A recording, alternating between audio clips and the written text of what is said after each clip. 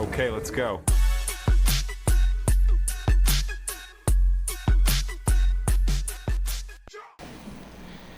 Bueno, buenos días. Estamos otra vez acá en Rorro Esculta tu Estudio.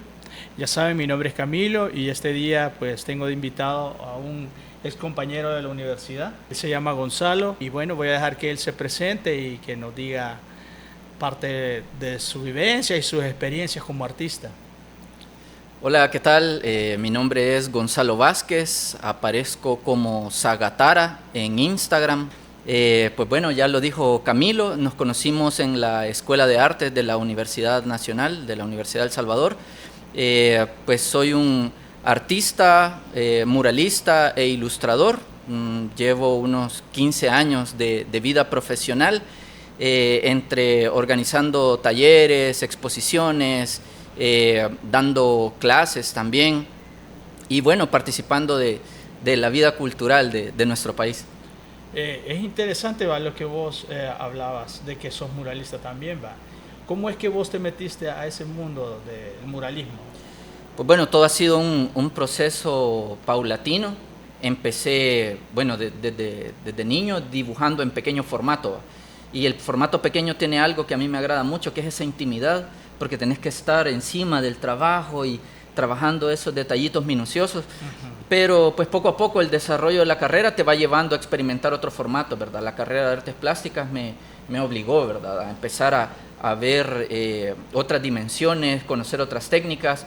Y curiosamente, bueno, mi carrera artística la inicié ya públicamente, justamente trabajando en las paredes, porque en ese momento las paredes de los museos eran como espacios, o de los espacios culturales, eran como espacios un poco sacros, ahí un poco sacralizados por las instituciones, y dentro de sus lineamientos llevaban el no manchar las paredes o no intervenir las paredes, hasta que apareció un espacio que era el MUTE, el Museo Municipal Tecleño. Y la administración que estaba en ese espacio permitía que se intervinieran las paredes. Y ese museo era históricamente interesante porque fue una cárcel en el periodo de la guerra civil. Sí. Entonces, me recuerdo que ahí hubieron algunas exposiciones así, algo rápidas, ¿va? Sí, de hecho, bueno, fue allá por el 2010 y organizamos una exposición de ilustración que participaste, si no recuerdo mal, creería. junto a otros colegas, y esa institución nos dio el chance de intervenir las paredes. Así que empezamos haciendo ilustración en gran formato, ilustraciones lineales en las paredes, y bueno, eso poco a poco fue evolucionando, ¿verdad? De ir trabajando arte lineal en la pared a ir, bueno, haciendo estudios de color y explorando con el color. Y ya una vez perdido el miedo, pues empezar a trabajar ya en ese formato con color. Al inicio, yo según recuerdo, al inicio casi los murales que vos hacías eran como ilustrativos, ¿va? Sí. Casi no tenían color. Sí, no tenían color. Eran pura línea, eran, ¿qué? Ilustraciones. Sí, es que, vaya, siempre he pensado que la línea es la manifestación más inmediata del pensamiento. O sea, vos se te ocurre algo y lo primero que haces es garabatear, ¿va? Entonces esa inmediatez que tiene la línea, siento que, o al menos en esa etapa de mi carrera, pues sentía que tal vez la mancha de color no me permitía expresarlo. Porque pues, los que conocen de técnicas de pintura saben que la pintura, digamos, la plasta de color se va construyendo, digamos, como capa a capa, ¿verdad? No es un proceso que sí, o sea, dependiendo de tu experiencia, puede ser inmediato o puedes llegar a esa inmediatez, pero digamos que es un proceso en varios pasos. En cambio, el garabateado, pues es inmediato, ¿verdad? Es una manifestación inmediata. Y en ese tiempo eso me seducía mucho. A mí y a otros colegas que formaban parte también de un colectivo que formamos en ese momento. Sí, según recuerdo, igual Gonzalo creo que fue uno de los fundadores de ARCA, ¿verdad? Un movimiento y un colectivo de ilustradores. ¿Quiénes eran los integrantes? Bueno, Hugo Steve, que estuvo con nosotros en la primera entrevista, fue parte de este colectivo. Sí, estaba Hugo Steve, estaba Oscar López, conocido como el Cómics, estaba también René Ortiz y yo. Éramos cuatro personas que participamos del ¿Cuántos colectivo. años estuvieron metidos en el colectivo? Fíjate que intensamente estuvimos del 2010 al 2015, 2015, trabajando intensamente, digamos. Ya. Y luego, pues, por motivos de la vida, pues hubieron matrimonios, responsabilidades, trabajo. Entonces ya como que el nivel de intensidad en la actividad fue reduciéndose, ¿verdad? Pero seguimos activos hasta el 2017. Y de ahí a cada quien por su lado. Vos te has dedicado más a la pintura. Lo que hablábamos fuera de cámaras con Gonzalo es de que él, o sea, se mete de lleno en la ilustración digital y luego pues empieza a pasar ya a una faceta ya de técnicas de pintura, vuelve a lo plástico, se puede decir, y ahora pues, según lo que veo y en sus redes sociales lo pueden apreciar, tiene trabajos excelentes de pintura y también al mismo tiempo desarrolla talleres. ¿Qué me puedes decir de eso? Bueno, yo creo que como comentábamos, era una cuestión del espíritu del tiempo. En el momento en el que estábamos, alrededor del 2010, había una enorme carencia de conocimiento en cuanto a lo digital. Estamos hablando hace 15 años, que pues en el exterior ya había una industria desarrollada alrededor de la ilustración digital, el arte para cine, para animación, y nosotros como ilustradores jóvenes en aquella época teníamos duda y teníamos sed de saber cómo se hacía eso. Así fue que pues nos empezamos a involucrar en organizar talleres y adquirir conocimiento, que el conocimiento pues al no encontrarlo en la institución de formación que teníamos, pues nos abocamos al internet, a empezar a investigar tutoriales en internet, que en aquel momento estaban solo en inglés, porque no había mucho a nivel, digamos, mucha información a nivel latinoamericana, en español había poco. Todavía YouTube no se había desarrollado tanto y también eso ayudó a que se formara una comunidad interna de ilustradores aquí en El Salvador, porque veíamos el trabajo de los demás en internet, pero no conocíamos a la persona. Entonces me di a la tarea de empezar a entrar en contacto con estos otros ilustradores y resultaba que eran salvadoreños de nuestra misma edad y con un perfil psicológico muy parecido, con una influencia muy cercana. O sea, habíamos visto las mismas caricaturas, habíamos tenido digamos, como estímulos muy similares. Entonces así fue como empezó todo eso, ¿verdad? Por una necesidad de saber. Y creo que ahí se formó también como una filosofía de la comunidad ilustradora, de compartir el conocimiento que se adquiría, se compartía mucho. En este tiempo los programas de ilustración eran el ilustrador de... Era, o sea, los que no pueden faltar, ¿verdad? Photoshop, Illustrator, y había otro que Sai, ¿no? Sai, que es una aplicación japonesa, pero es más para coloreo, no tiene tanta potencia de edición como Photoshop, que en ese sentido es más completo, pero Sai en aquel momento nos daba, era un programa ligero, de fácil acceso y de un acabado muy bueno. Sí, yo tuve la oportunidad de utilizarlo algunas veces, y era interesante cómo vos te podías desplazar bien rápido, pero necesitabas de una tarjeta gráfica. Sí era un requisito tener, bueno, sigue siendo un requisito tener una tableta gráfica, ¿verdad? Aunque hoy ya otros medios como el iPad y hay más lapicitos que se han, digamos, ha proliferado, pero en aquel momento, digamos que el monopolio de la calidad lo tenía Wacom y tenías que conseguir ese lapicito para poder empezar a hacer tus experimentos. Tu ilustración es un poco más desarrollada. Sí, ya con un acabado más profesional. Es que eso era una mira a profesionalizar nuestro arte, ¿verdad? Y que veíamos la ilustración digital como ese medio rentable para poder seguir explorando y caminando la elección de vida que habíamos tomado, que era vivir del arte, ¿verdad? Entonces, nosotros como ilustradores, pues queríamos vivir de dibujar, de hacer dibujos, ¿verdad? De hacer imágenes, de darles movimiento. Ahí es como, digamos, la ilustración o el dibujo empieza a emparentarse, ¿verdad? Digamos que está el arte, que es la madre de todo. Y luego tiene una hija, que es el dibujo. El dibujo se emparenta con la ilustración. Y la ilustración ya empieza a tener un montón de aplicaciones comerciales. Sí, bueno, en el área de publicidad, la ilustración es ahora. Bueno, y no solo eso, los videojuegos ahora. Los videojuegos, o sea, el apartado gráfico de los videojuegos, o sea, es la cara, pues. Si bien, o sea, un videojuego puede tener unas gráficas muy sencillas y tener una jugabilidad excelente, pero no podemos negar que los gráficos, o sea, atraen muchísimo también. Podemos poner de ejemplo Cuphead. Cuphead fue un videojuego que causó una tremenda, digamos, revolución en el sentido que empezó a ocupar imágenes de la animación, de la primera era de la animación. Era un juego independiente que toda la gráfica fue hecha a mano, dibujada a mano, animada a mano, coloreada a mano, y esa estética y esa riqueza del arte tradicional se ve reflejado en el juego, ¿verdad? Y eso fue un tremendo impacto. Lo interesante acá es cómo la evolución de eso a través de estos 15 años que han pasado. Vos en tu época también de estudiante y que te metiste al colectivo, le metiste de lleno a la ilustración, y cómo se ha visto ahora el cambio de eso. Como vos decís, ahora está el iPad, que te permite dibujar más versátilmente, ¿no? Te da todo ahí, las imágenes, podés dibujar y podés pintar, y también varias técnicas en un solo dispositivo. Ahora pues nosotros igual en este mundo del tatú también ocupamos el iPad, ¿no?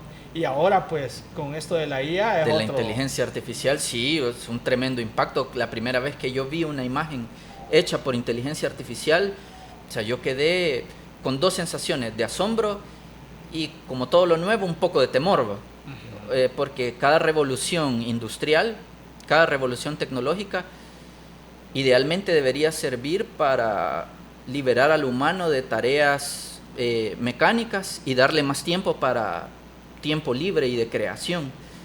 Pero sistemáticamente las revoluciones industriales se han ocupado para precarizar el trabajo. Lo que antes se ocupaban 10 profesionales para realizar una actividad, una máquina lo puede realizar la tarea de esas 10 personas. Entonces ya no se necesitan 10 profesionales, sino que se necesita un operador. Entonces 9 profesionales se quedan sin trabajo. Entonces, en ese sentido, conociendo la historia de las revoluciones industriales, cuando yo vi que la máquina empezó a hacer lo que yo hago, me despertó cierta sospecha, ¿verdad? Pero la tecnología es una herramienta neutra, como una espada. O sea, la espada vos la podés ocupar para el bien o para el mal. Entonces, y la tecnología en sí no tiene la culpa, ¿verdad? Entonces, yo tuve esas dos sensaciones al ver la IA, de decir, puchica, o sea, cómo ha avanzado la tecnología, pero también cierta amenaza, ¿verdad? Y yo creo que ahí hay una cuestión ética, que la inteligencia artificial la han alimentado con el trabajo de miles de artistas en Internet. O sea, la IA ha comido de todo eso. Y no es que nosotros los humanos no lo hayamos hecho, porque también esa es parte de un proceso creativo. La cuestión es que estás dejando a personas sin reconocimiento de ese trabajo. Entonces, creo que es más un dilema ético de para qué ocupamos o cómo ocupamos esa tecnología. Sí. Bueno, y si nos ponemos a pensar en eso, imagínate, una ilustración ahora, la IA, vos podés hacer un dibujo y quizás ella te lo anima en 2 patadas, ¿va? Y nosotros, digamos, vos que estuviste en la ilustración, ¿cómo era posible animar esa ilustración? ¿Va? Que ya era otra pelazón. Sí. Y otro trabajar también, ¿va? Otro dominio de técnicas que tenías que explorar. Entonces, pues bien interesante cómo es que antes nosotros quizás en una película lográbamos ver cómo la inteligencia artificial iba a lograr algo así. Hoy ya se está viviendo. Hoy es una realidad, ¿verdad? Interesante. Bueno, también vos con la pintura veo que has llevado, digamos, ese camino un poco más allá, ¿va? Has trascendido en el aspecto de que has viajado con tu pintura y te he visto en diferentes lugares. Quisiera que nos hablaras de la experiencia que has tenido. Pues sí, fíjate, afortunadamente, bueno, después de tener un largo romance con el arte digital, sentí que llegó a darme lo que podía darme en ese momento, y volví a las raíces de lo tradicional. Porque en mi etapa formativa, digamos que quedé con algunas insatisfacciones de mi formación artística. Entonces yo dije, bueno, voy a empezar a resolver por mí mismo esas insatisfacciones que tuve, y empecé a investigar, ¿verdad? Sobre métodos tradicionales, sobre teoría del color, aplicación de la pintura, porque pues todas las profesiones tienen sus secretos, ¿verdad? De cómo se aplican. Entonces, en esa investigación, pues me fui involucrando cada vez más en lo tradicional, ¿verdad? Y esa vuelta a lo tradicional me llevó pues a la pintura en gran formato, y como yo ya hacía muralismo, empecé a involucrarme en ese rollo, pero ahora ya no lo hacía solo en arte lineal, sino que ya metía plasta de color, o sea, ya empezaba a colorear esas ideas, ¿verdad? Y pues afortunadamente llegó la invitación, y ahí agradecer a todas las personas que me han rodeado en el camino, porque, o sea, siempre he pensado que uno construye cosas más grandes cuando trabaja de manera colectiva, ¿verdad? Y así ha sido. Llegó una invitación para participar en el Festival Renace en México, y esa participación, ese viaje a México me empezó a abrir un montón de posibilidades. Y otra cosa que también es interesante, va, como artista, es de que en ocasiones, y ya me ha pasado a mí, por ejemplo, cuando uno inicia algo y le empieza a meter poco a poco, uno quizás piensa que las cosas quiere que se den de inmediato, pero en ocasiones el trabajo, el estar ahí, siempre haciendo las cosas, es lo que te lleva a mucho más. Es como una pelota que va creciendo y al mismo tiempo va generando este tipo de actividades que ya te impulsan un poco más allá. Uh-huh. Yo, por ejemplo, no sé si recordás que me metí a una onda de tape art, me metí a ese mundo de hacer uh-huh. como algo geométrico con tirro de colores, y eso me llevó también a ir a este museo que platicábamos de Santa Tecla, ¿cómo es? Ajá, el Mute. Ajá. El Mute también, me recuerdo haberlo intervenido, y fue solo porque yo en algún momento pues decidí hacerlo, decidí tomar esas imágenes, exponerlas, uh-huh. y de cierta forma ya la gente empezó a invitarme, hey, vos uh-huh. haces esto, uh-huh. y así fue como, digamos, me logré meter en lograrlo llevar un poco más allá. Entonces siento yo que el arte es así, en ocasiones uno empieza con algo, hay que documentarlo, uh-huh. hay que saberlo trabajar, y eso pues te va a empezar a dar más frutos. Sí, documentación sobre todo, creo que ahí mencionaste la palabra clave. Y no, yo recuerdo, vos sos de las mentes brillantes de tu generación, o sea, yo te distingo entre los que pertenecen a esa generación.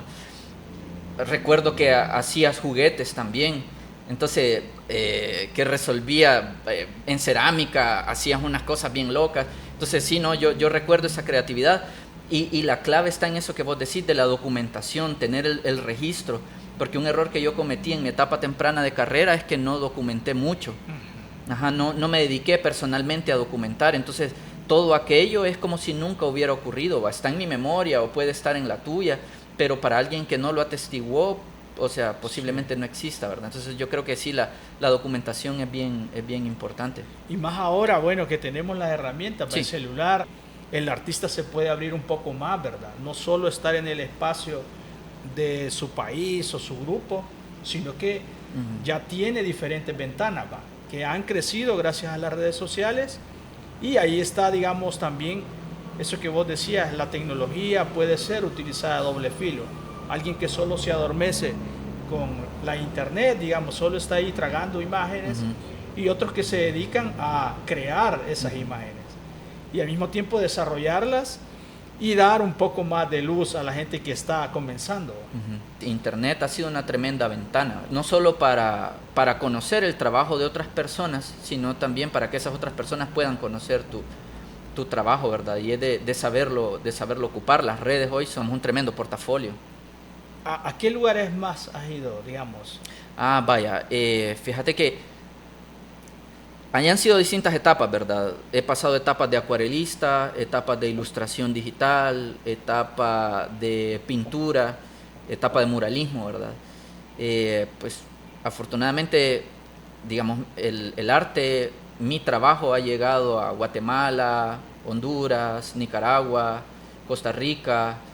He ido como artista o solo la obra, ¿verdad? Italia, Estados Unidos, Colombia, Japón recientemente, se fue un cuadrito para allá. Qué bueno. Entonces, pues sí, la verdad que el trabajo me ha llevado a esos espacios. Y luego físicamente, pues he viajado a Honduras, o sea, a pintar ya, que me dicen vení y pintá. He estado pintando en Honduras, he estado pintando en México, he estado pintando en Guatemala y bueno, por ahí otras ventanas que eso ha sido bastante reciente, pero a partir de estos eventos, y creo que ahí es bien importante, digamos, dar lo mejor, ¿verdad? Cada mural que hago quiero que tenga algo diferente y supere al trabajo previo que hice, ¿verdad? Y creo que las personas que organizan reconocen ese esfuerzo y te invitan a la siguiente ocasión. O si hay un evento más grande, te abren la puerta a ese otro evento, ¿verdad? Entonces yo creo que ahí hay una clave importante. Y estos espacios, digamos, estas personas que te han abierto las puertas, ¿te ha costado llegar a ellos?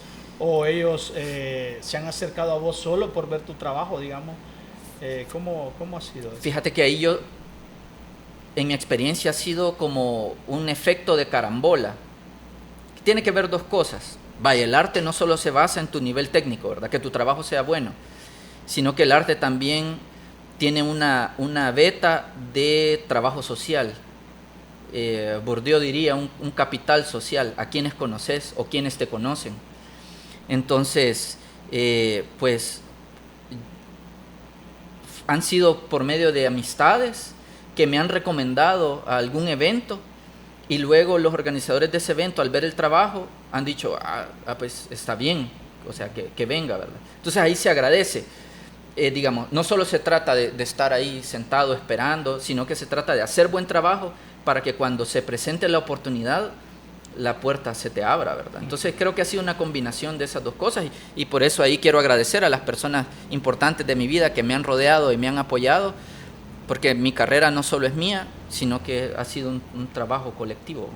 Sí, y así es también, o sea, el artista en ocasiones creo que, bueno, como hablábamos de que en ocasiones a mí la pintura en ocasiones se basa en estar en un espacio solo, estar pintando, pero también puede ser otro camino, ahí es el cual es el muralismo, eso es lo que te permite, esa libertad de salir del espacio y enfrentarte a una realidad mucho más grande, a gente que pasa en la calle, la observa, que opina, que ahí está. Y, que te pida cambios. Ajá. En la época de la escuela también, creo que nosotros salimos a hacer un par de murales. Ajá. Y en ocasiones pasaba que la gente le agradaba, a otros no. Eso siempre se va a dar.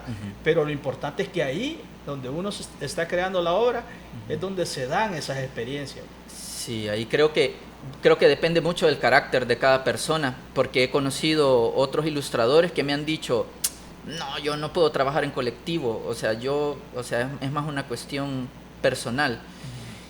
Y yo siento lo contrario, fíjate, o sea, en colectivo podemos realizar ideas más grandes, creo yo, o sea, más grandes que uno mismo, pero eso ya es a carácter personal, ¿verdad? Pienso que el trabajo, obviamente el trabajo se expone en público, pero el progreso se da interiormente, o sea, se da individual. Ahí creo que está esa dualidad, que sí, el estudio lo tengo que hacer yo mismo, en mí mismo, pero los resultados los quiero compartir con el mundo. Entonces creo que ahí va en esas dos facetas, ¿verdad? El progreso es íntimo y el resultado es público.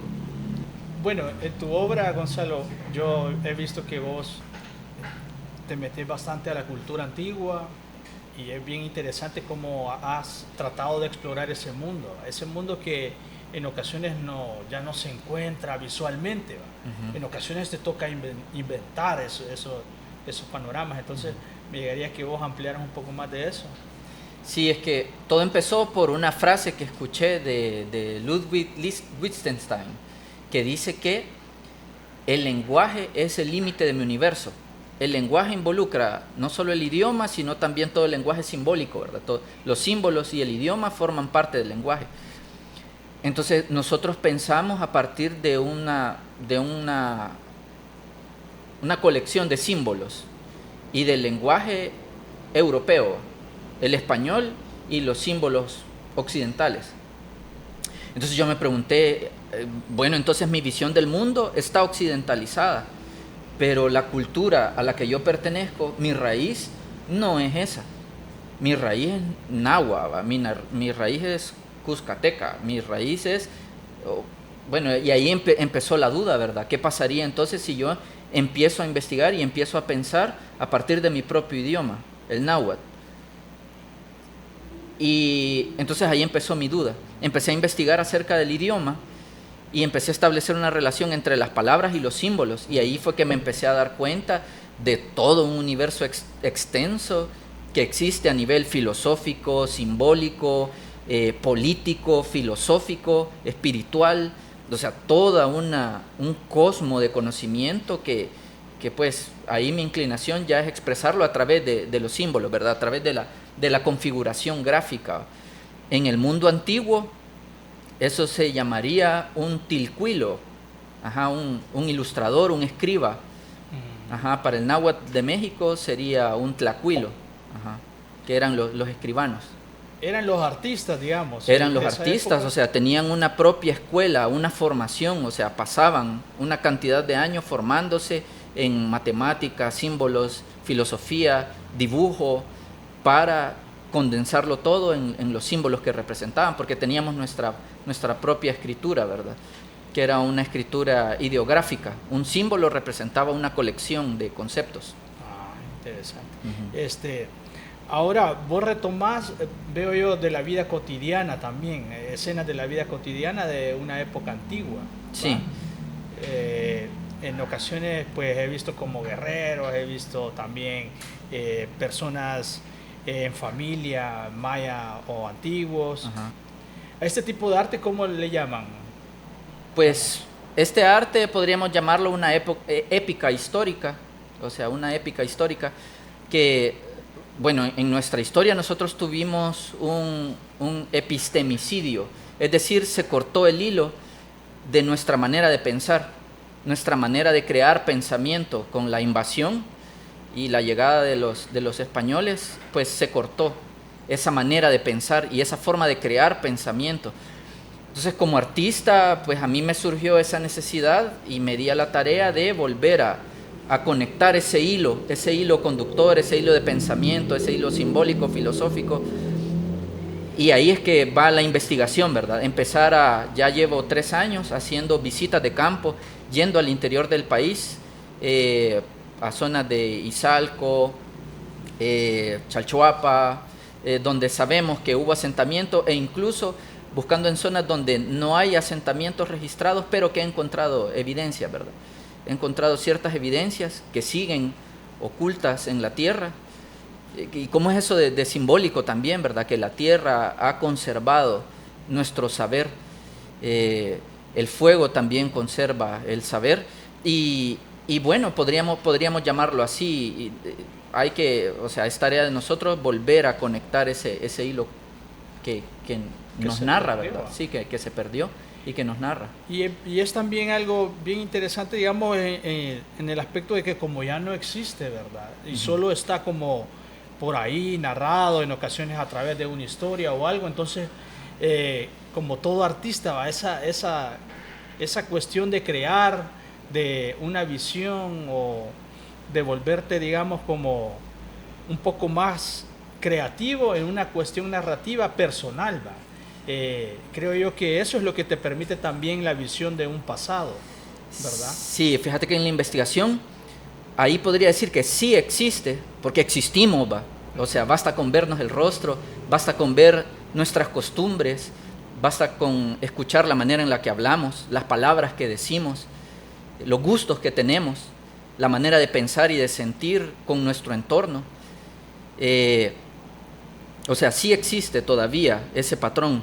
Lo que pasa es que no existe de manera como fue en el pasado, ¿verdad? Sino que ya es un sincretismo, es decir, una mezcla de toda la cultura que vino y la lucha de nuestra propia cultura por sobrevivir. Entonces hubo ahí una amalgama, ¿verdad? Una fusión. Entonces ahí es donde aparece ese sincretismo y tenemos muchas costumbres disfrazadas, por ejemplo, de catolicismo, pero que en el fondo encierran siempre ese culto hacia la naturaleza, ¿verdad? Y haciendo esa investigación en el territorio, o sea, la gente sigue estando ahí, los apellidos, las costumbres, la vestimenta, las tradiciones, las prácticas espirituales, el campo, eso es bien importante, es que no podés comprender todo este mundo sin ir al campo, sin ir y presenciar las cosas que ahí ocurren. Y ahí es donde me di cuenta que en realidad las ciudades son cárceles para el alma, o sea, el concreto encierran los milagros del mundo, o sea, y ahí podríamos seguir rascando mucho más, pero sí, o sea, yo invitaría a la gente a que vaya y conozca el campo con respeto, porque están visitando una casa histórica. Entonces, que vayan y experimenten con respeto lo que van a encontrar ahí, porque ahí sigue esperándonos. Entonces, cuando entras en contacto, y más siendo artista, te van a ocurrir cosas. Sí, me imagino que, bueno, uno, es de llegar también con esa mente como abierta, ¿verdad? Sí. No alguien de que va a llegar, digamos, solo a comer lo que hay ahí, digamos, a ir al río y ya, sino que hay que ser un poco más abierto espiritualmente y ponerse a pensar en las cosas que en algún momento se vivieron ahí, ¿verdad? Las personas que aún habitan ahí, que compartan sus vivencias y lo que el pasado que ahí, digamos, se vivió. Entonces, parte de eso ayuda, digamos, a que uno se vuelva creativo en el ambiente que lo rodea, ¿va? Sí. Entonces, bueno, hay algo que también me gustaría saber y quizás creo que es bueno que lo compartas con nosotros. Vos das talleres de pintura y das también talleres de dibujo. Sí. No sé a dónde te pueden buscar y cuánta experiencia vos tenés y cómo te pueden, digamos, llegar ahí vos compartirlo. Pues bueno, ya son 15 años de experiencia y pues justamente mis primeros proyectos como artista fueron dar talleres, ¿verdad?, de ilustración digital en aquella época. Y luego ese camino pues pedagógico ha seguido formándose, o sea, he seguido buscando la manera de transmitir el conocimiento de una manera eficiente y efectiva, que son dos cosas diferentes, ¿verdad? Es decir, que en quien llega a tomar mis clases realmente tenga una transformación en sus capacidades y después de cierto tiempo ya pueda resolver las cosas por sí mismo, ¿verdad? Entonces, vaya, eso se llama economía del conocimiento. A mí me ha tocado invertir X cantidad de años en hacer una colección de conocimiento, luego sistematizarlo y volverlo un método de enseñanza. Entonces, ya lo que a mí me costó 5 años aprender, a vos te lo puedo transmitir en medio año, en un módulo que sería un mes. Entonces, dependiendo qué es lo que quisieras aprender, ¿verdad? Entonces, sí, me dedico a dar clases. Pueden contactarme a través de los perfiles de las redes sociales, ¿verdad? También hablábamos fuera de cámara acerca de la gente que te busca para que para ver si logra meterse en esos talleres y ya sea de dibujo o de pintura, y hablábamos de que en ocasiones han llegado gente que es tatuadora, ¿verdad? No sé si quisieras compartir ahí algo. Sí, pues bueno, todo el mundo de la gráfica está relacionado, ¿verdad? O sea, hay un parentesco ahí, el dibujo, digamos, es la rama y se va floreciendo en varias actividades, ¿verdad? Y el tatuaje está directamente relacionado con el dibujo, ¿verdad? Pero aquí hay una curiosidad, que no todo tatuador es dibujante. O sea, no toda la persona que tatúa sabe dibujar. Es por el propio proceso técnico que tiene el tatuaje, ¿verdad? Y sí, también hay tatuadores, tatuadoras que saben dibujar, ¿verdad? Pero cuando ocurre que la persona no tiene conocimiento de dibujo, buscan formarse porque en su ámbito profesional se han enfrentado a un problema que no han sabido resolver. Por ejemplo, cuando el proceso, ahí vos nos podrías explicar cómo es el proceso del tatuaje, que tenés una imagen, digamos, que se le imprime en la piel a la persona, ¿verdad? Pero el problema es cuando esa imagen se borra o si, digamos, la persona trae una idea que no existe una imagen y hay que crearla. Entonces ahí es cuando la persona que no sabe dibujar se enfrenta con un dilema. Imagínate, nos ponemos a pensar ahora cómo es el proceso de tatuaje actual, ahorita. Pero en el pasado, como era, no habían impresiones, no había o sea que el artista de por sí tenía que, digamos, agarrarlo al vuele, digamos, yo quiero hacerme la representación de un dios, digamos, que le llegaba con esa petición. Él, a través de su creatividad, lograba, ¿verdad?, dibujarlo y plasmarlo ya en el tatuaje directamente en la piel. Entonces era necesario conocer acerca de la línea, ¿verdad? Y cómo es que todo eso pues podía llegar a funcionar ya estando ahí tatuado. Entonces ahora pues, ya que existe la oportunidad de cada día más irse profesionalizando en este mundo, ya sea del tatuaje o ya sea del dibujo o la pintura, pues para eso existen este tipo de oportunidades, pues de llegar, invertir en lo que uno quiere mejorar.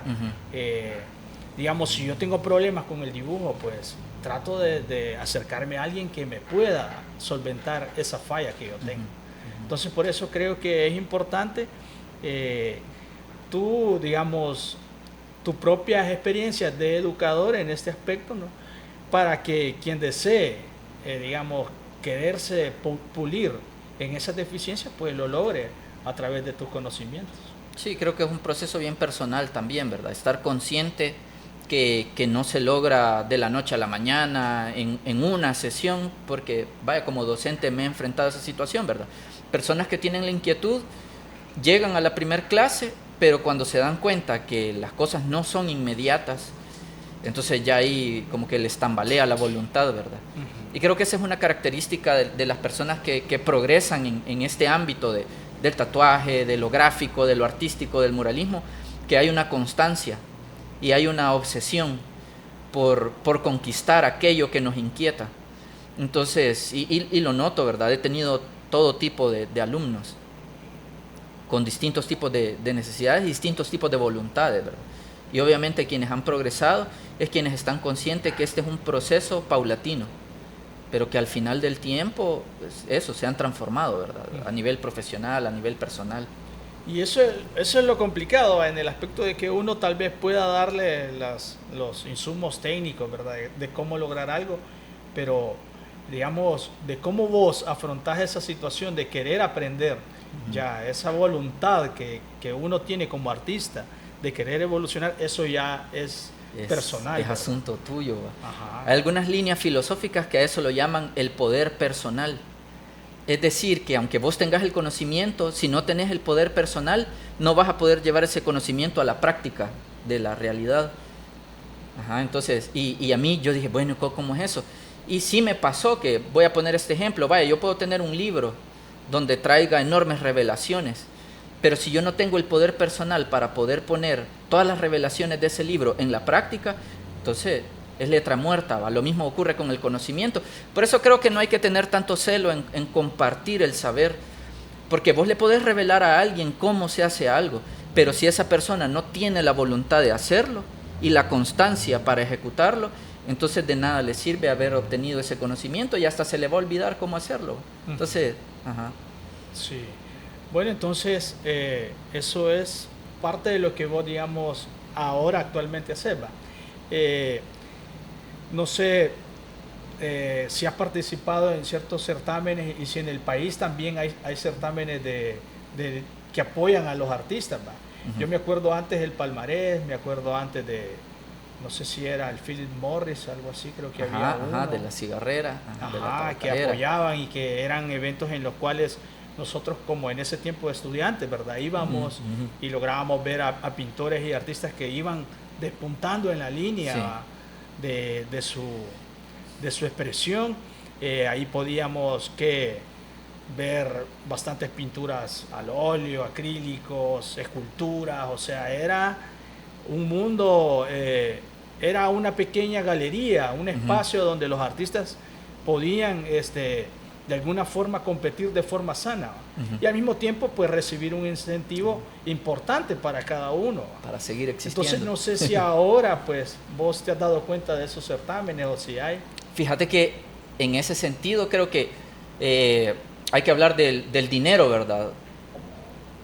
A donde se mueve el presupuesto es donde hay eventos y vos podés ir viendo cómo eso ha ido cambiando de sede a través de las décadas.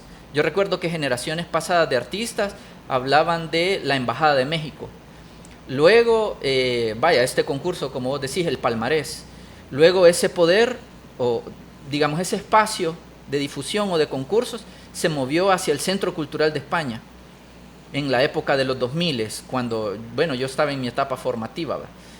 Y sí, uno va recibiendo influencias de cada uno de esos espacios, porque cada espacio expresa la agenda de quien lo financia. Entonces, cada espacio expresa esas necesidades, ¿va? O esa orientación hacia dónde va la propuesta artística. Figuración, arte contemporáneo, o digamos, arte conceptual, para no hablar de arte contemporáneo, arte conceptual. Y bueno, ahora podríamos hablar que el Marte está teniendo su despunte nuevamente, y es que es eso, o sea, depende pues quién está financiando, ¿verdad? ¿Quién financia? ¿Qué es lo que financia?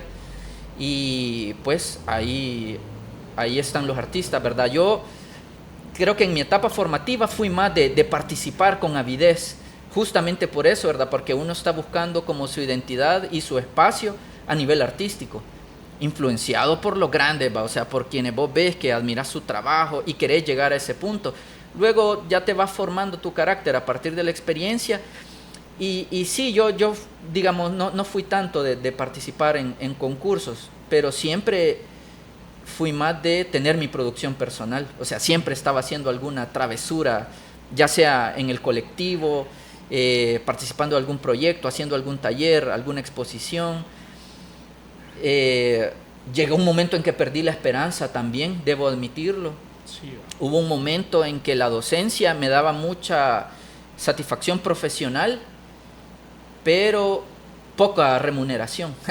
Entonces trabajaba de profesor y en un colegio, y para mí era bien satisfactorio ver que los ojos de los alumnos brillaban de conocimiento, ¿va? Porque se alucinaban cuando les enseñaba las cosas y les gustaba, pero a nivel económico, Sí. hecho leña. Entonces eso me hizo perder la esperanza y me metí a un call center, y ahí fue el acabose creativo. ¿Cuántos años también. estuviste ahí? 2 años estuve en call center. Ah, El trabajo era sencillo intelectualmente, nada demandante, pero a nivel creativo, podredumbre total, ¿va? O sea, no podía. Yo decía, esto me va a dar el pisto para financiarme el arte, ¿va? Paja.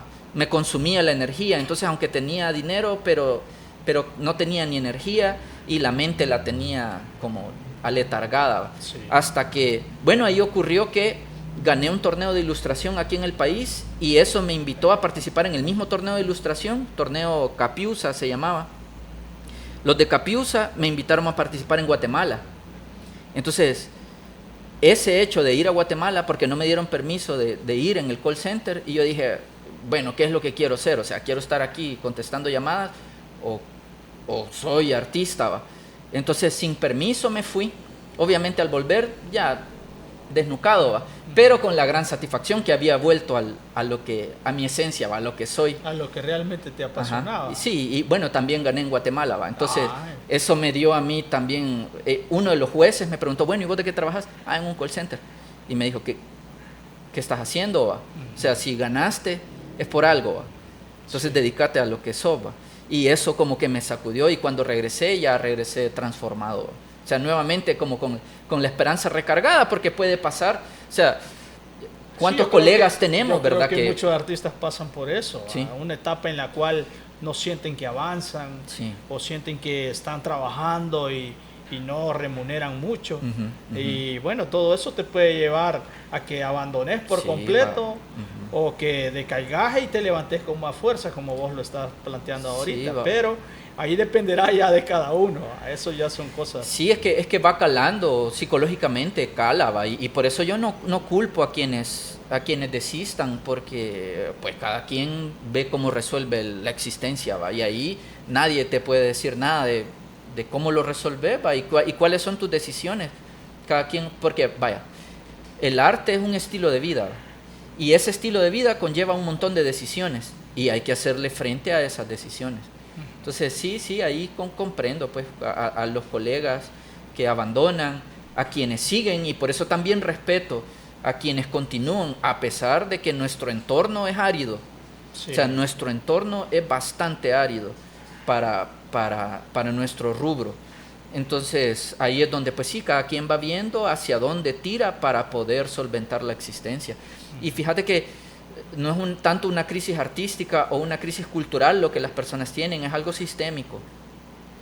Porque si el entorno fuese lo suficientemente sano para para poder vivir de ello, pues yo creo que mucha gente... Vaya, hubo un tiempo que a mí me agarró por estar yendo a pintar in situ. Estaba pintando en los planes de renderos un paisaje y llegó un soldado a ponerse atrás, ¿va? Y ahí estuvo, no sé cuántas horas estuve, pero el soldado ahí atrás, ¿va? Hasta que algo se suavizó en él y se acercó y nos dijo: hey, si yo hubiera podido, eso hiciera, eso hubiera sido. Yo quería ser pintor, a mí eso me gusta, ¿va? Lo tocaste a él, digamos, en el interior. Sí, porque yo estaba medio chiviado, ¿va? Porque yo pintando y el soldado ahí atrás, ¿va? Pero las horas de pintar y pintar, y ahí se quedó, ¿va? Y de repente ya se... Uno bien chiviado, pero él quizás... Él, o sea, admirando, va, observando, dándole gusto a su corazón, va, sí, correcto. Sí. Ajá. Y hasta que se lo tocó y confesó, va, hey, si yo hubiera podido, eso hubiera sido, va. Bueno, hubieron muchas cosas que afectaron realmente también, va, digamos, hubo un tiempo en que no se podía ni salir a manchar a la calle porque estábamos totalmente plagados. Bueno, a mí me daba miedo también salir y hacer alguna mancha en la pared, ¿va? Ya sea o la policía o los militares te podían decir algo, o también enfrentarse a un grupo de pandilla. Entonces todo eso pues afectaba totalmente a la cultura, ¿no? A que esto se despuntara como debió de haber sido. Siento que también ahora que le apuestan al turismo, pues deberían de darle como también más como realce a los artistas, ¿no? Y darles un poco más de apoyo, porque yo siento que un artista puede atraer bastante público, ¿ya? Sí. Digamos, hay países que venden la imagen de un artista y ellos atraen sí. Entonces creo que por ahí también podría haber ese apoyo que hace falta. Yo siento que los artistas también se enfrentan a ese problemas personales en el aspecto de querer abandonar, y también falta de apoyo.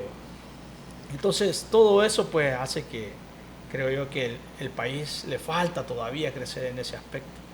No sé si quisieras dejar vos tus últimas tu última plática aquí con nosotros para que la puedas compartir. Bueno, en mi experiencia, ya después de cierto tiempo de estar insistiendo en este rubro, decirles a quienes van empezando que no desesperen, que no se decepcionen, que el arte es más una carrera de resistencia que una carrera de velocidad. O sea, no quieran rápidamente llegar a algo, sino que resistan en el tiempo, porque vaya, no habrá quien llegue rápido a lo que busca, pero ya son las condiciones. O sea, muchos aspectos pueden jugar a favor de esa condición, ¿verdad? Que siempre que vos veas el éxito de alguien, pregúntate quién está detrás de ese artista, quién está promoviendo su mensaje, porque esa es otra cosa. Cada época promueve un mensaje, ¿va? Y cuando vos veas que un movimiento artístico tiene un auge en una época, pregúntate cuáles son las condiciones sociales que han llevado a que ese mensaje sea difundido. ¿Qué mensaje es? Entonces, si vos ves que tu carrera no es muy favorecida, resistí, aguantá, seguí, insistí. Y tarde o temprano, el tiempo te va a dar tu lugar. La historia me absolverá, dijo alguien. Excelente, excelente. Bueno, entonces quedamos hasta aquí con una entrevista con Gonzalo Vázquez. Gracias por haber venido y haber compartido conmigo y con los que van a ver este video. Bueno, no queda más que decirle gracias, y tal vez en algún otro momento pues logramos también reunirnos otra vez y lograr convencer de lo que te gusta hacer, pues. Bueno, sí, hay un montón de temas ahí. Sí, hombre. Entonces estamos y gracias. Bueno, pues gracias ahí, Camilón. Estamos ahí.